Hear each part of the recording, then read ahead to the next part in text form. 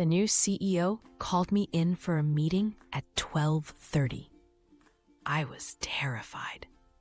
She had only been here a couple of months, and the whole office loathes her. Was I about to be fired? I couldn't focus on my work. I went. My job wasn't threatened. It was far worse. Something I will never forget. It's a tale of discrimination, office politics, bullying, and ultimately, a deserved revenge.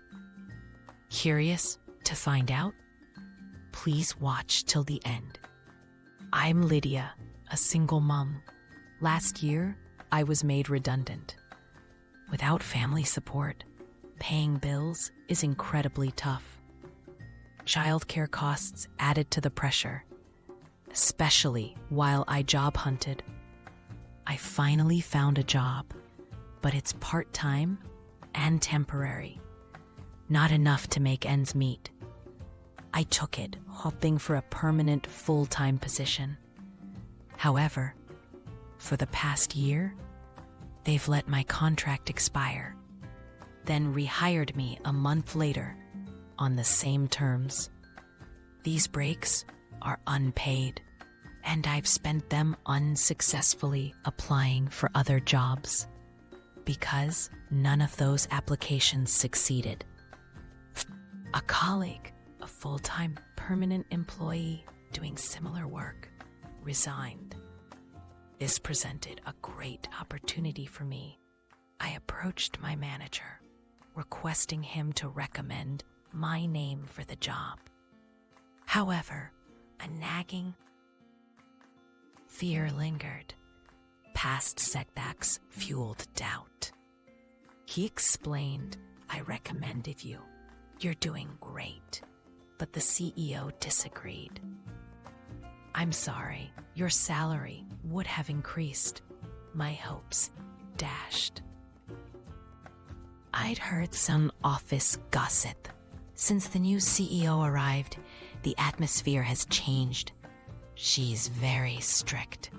The rumor was she dislikes my manager, which was another blow. He's been here almost 10 years, and the previous CEO praised his efficiency. How could someone so productive suddenly become unproductive with a change in top management?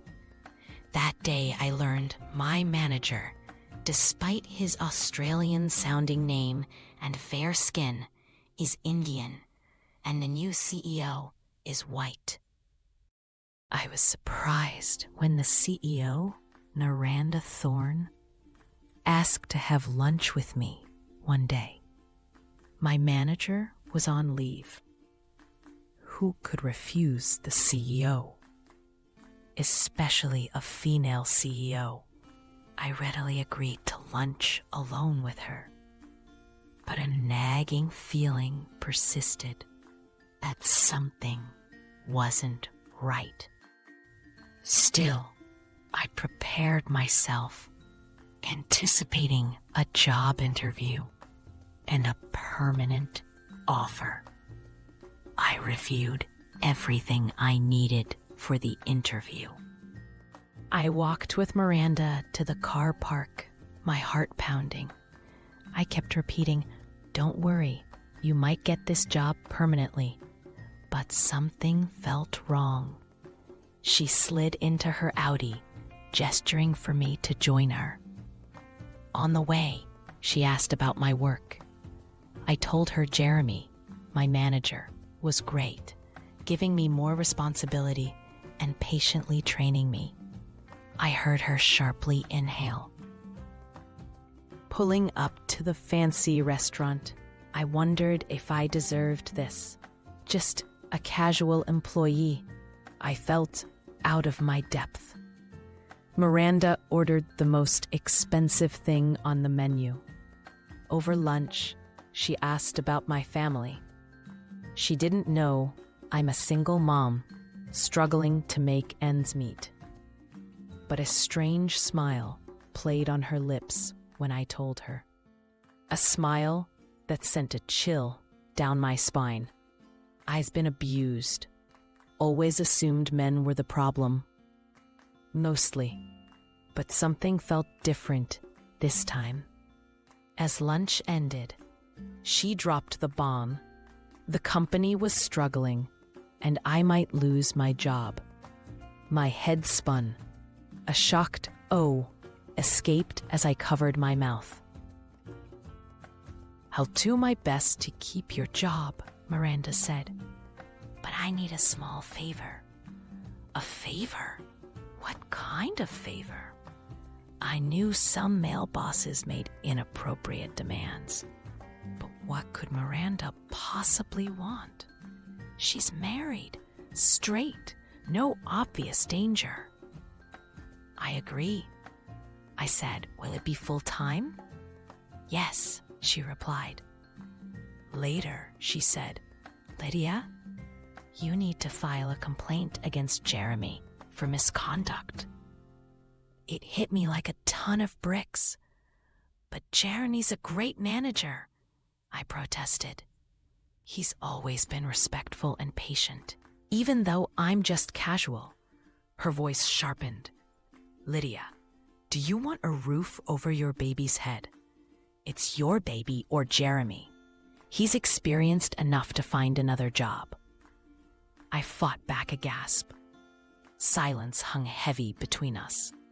Pulling into the car park, she said, "Lydia, this conversation stays between us. You don't have to do anything. I'll type the complaint. You just sign. You'll get the full-time job." "Yes," I managed. I tossed and turned all night. Next morning, I felt so awful, I had to call in sick to work. I called my mom and told everything. "Have you decided to file a complaint against your manager?" she asked. "Mom, I have no choice. I desperately need this job." She replied, "You're ruining someone's life to solve your own problem. That's wrong. Karma will bite you back." I was torn. If I didn't comply with Miranda's awful demands, I'd lose my job.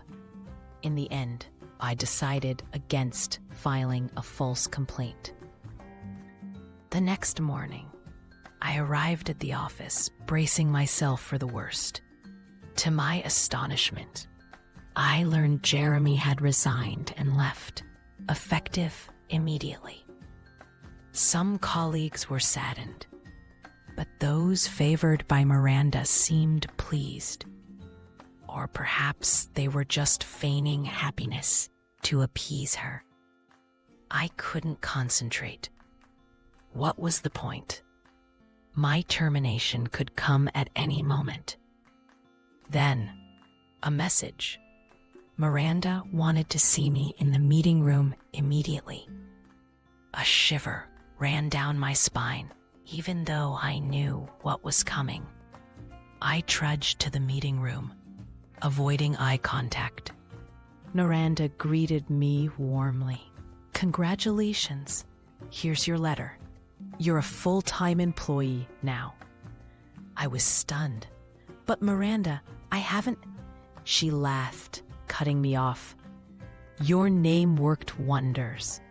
I simply mentioned you'd told me about his misconduct. He denied it. But when I said Lydia would file a written complaint, he caved immediately. Men are terrified of even false accusations these days.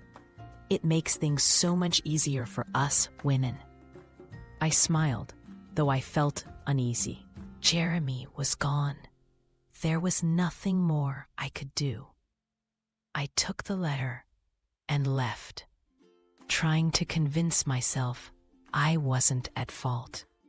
A few months later, while shopping, I bumped into Jeremy. Initially, I wanted to avoid him, but I decided to face him. "How are you, Lydia?" he asked. "I'm fine, Jeremy. I'm sorry you lost your job. Have you found another?" Jeremy smiled shyly. "Yes, after 4 months of searching, I finally got one last week.